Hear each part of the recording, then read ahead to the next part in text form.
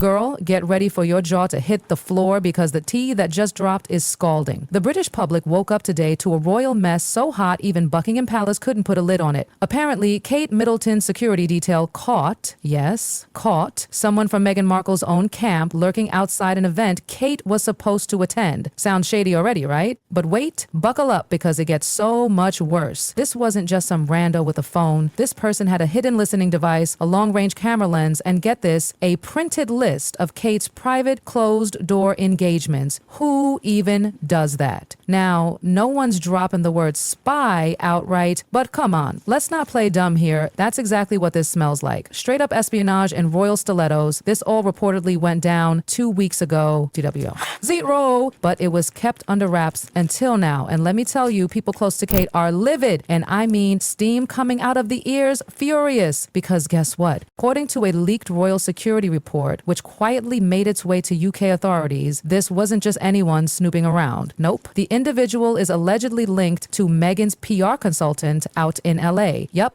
Meghan's team, her own orbit, her own people. Social media? Oh, girl, social media went nuclear. One royal watcher tweeted on July 9th, they caught someone from Meghan's team spying on Kate. If this is true, I'm done. This ain't Hollywood anymore. And honestly, same. But here's where your jaw is gonna hit the floor. The security detail didn't just take the sneaky gear, they got their hands on digital files. And some of those files already uploaded to a cloud account linked to an LA-based agency. And who does this agency rep? You already know, the Duchess, with a Netflix deal and a podcast that's suddenly not sounding so inspirational anymore.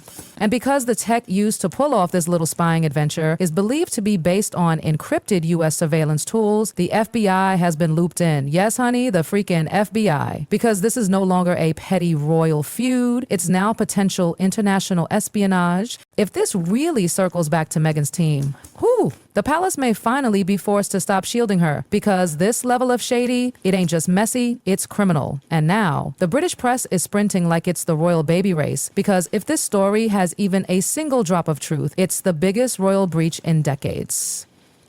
Kate's team, usually cool, calm, and collected, haven't said a peep, but an insider spilled to the mirror that Kate was stunned. I mean, she's been through drama before, but this felt calculated, planned, personal. William, he's livid, like royal wrath, a thunderstorm of a man angry. And he's not just mad at Meghan, he's pissed at everyone involved. Palace aides are now scouring footage from the last 2 months. And surprise, that same woman, labeled only as Seed D, in internal files was seen lingering near Kate's car at a private charity event in late May. A totally off-the-book event, no media coverage, no press alerts, and somehow this CD woman knew exactly where to be. You don't just happen to know where a royal is if the press didn't even get a heads up. That's not luck. That's intel. A watchdog account tweeted, if Kate's car was being followed for weeks and no one caught it, Meghan's team has gone full tabloid mole. This is dark. And when Kate was told about the ties to Meghan's LA agency, she reportedly said just one chilling sentence. She still thinks this is a game. Not yelling, not cursing, just heartbreak. Pure heartbreak. Because when petty rivalry crosses into surveillance, that's not drama. That's a straight-up felony.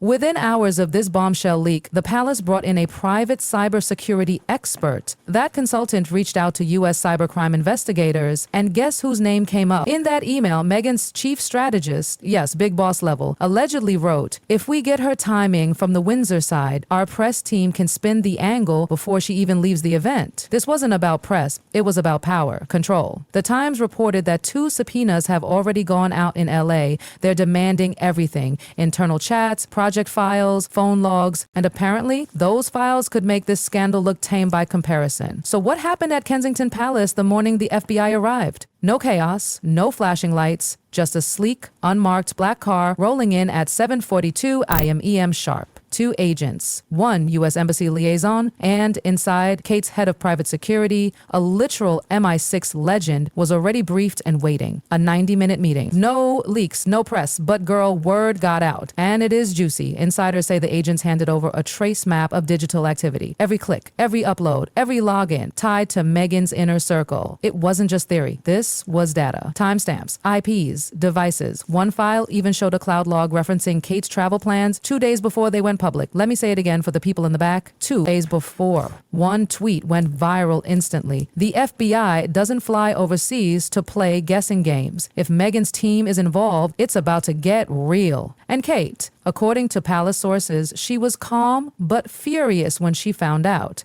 She asked for a full list of everyone connected to the itinerary leak. And she told her comms team to prepare a formal report for the cabinet office. And then, this part is wild, Meghan showed up at a gala in LA, laughing, posing, dazzling, and designer, giving quotes about global women's leadership while knowing the world hadn't seen the scandal break yet. Multiple attendees said she never put her phone down. She kept checking it over and over like she was waiting for something to drop. She knew.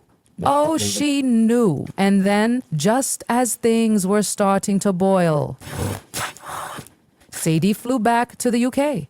That's right, the woman allegedly planted near Kate was on a plane back to Heathrow, but she never made it out of the airport. The moment she touched down, plainclothes officers grabbed her, calmly, quietly, right into a private customs room. 4 hours of questioning.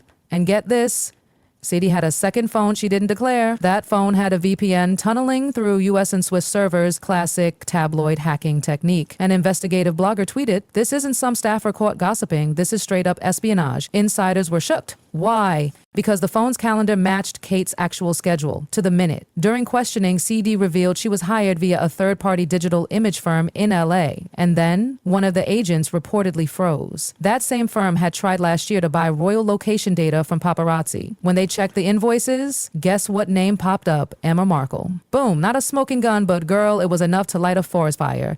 The palace sent an email to Meghan's legal team, short and sharp. The Duchess may wish to review any third-party contractors previously retained. Current findings suggest a potential breach of UK national privacy standards. And then the internet lost its damn mind. A royal expert tweeted, "If Meghan paid a firm that led to spying on Kate, we're not talking optics anymore. We're talking legal consequences. And is all this swirled, Kate?" Oh, she played it with ice-cold poise. 3 days after the breach news broke, Kate walked into a Royal Foundation event like a queen reborn. She wore navy. Her security team had doubled. At the podium, she gave a short, powerful speech. And then she dropped the line that made headlines worldwide. Trust is not something we give lightly. It's something we protect, especially when it concerns our families. Boom! Kate's speech started trending immediately. One royal blogger put it best. Kate just delivered the classiest warning in royal history. No lawsuits, no tears, just precision. Behind the scenes,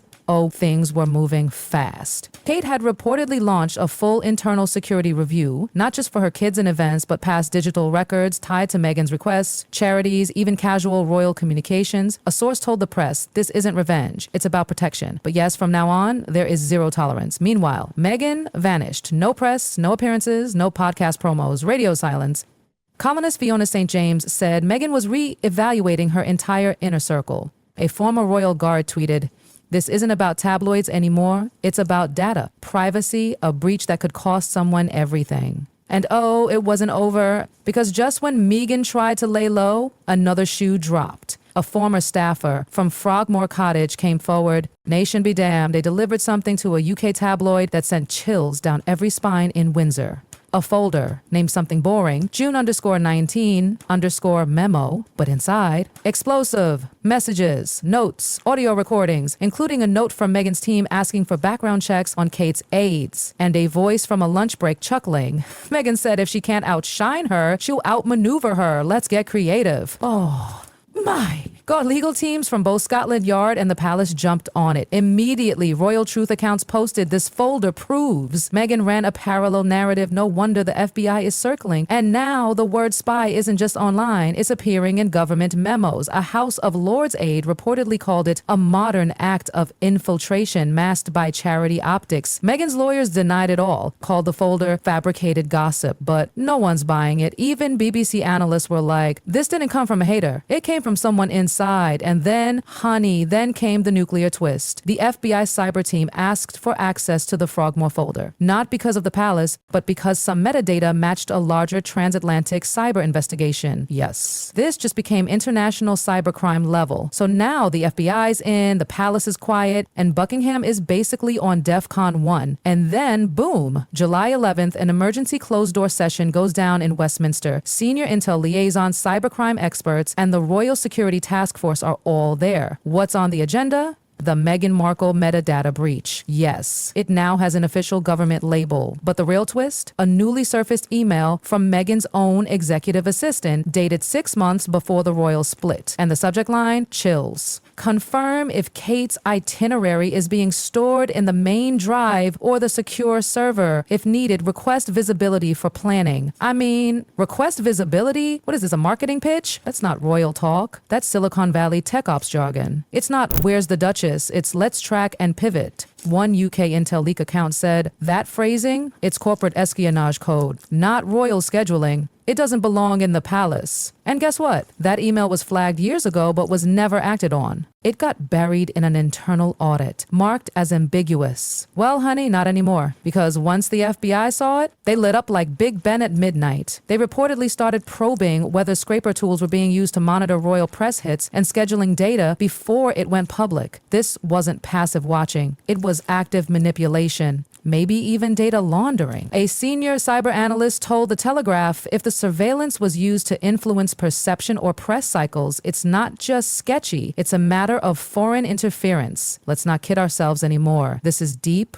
coordinated, and chilling. While the House of Lords went over everything, one woman said what everyone was thinking, but no one had dared to say out loud. Baroness Catherine Stowe, longtime critic of royal PR meddling, stood up and said, there must be a line, even for former royals. If a foreign national had paid to monitor the schedules of our working royals, we'd already be talking deportation. And you better believe that quote made the front page of every UK paper the next morning. It didn't take long. The tweets started flooding in.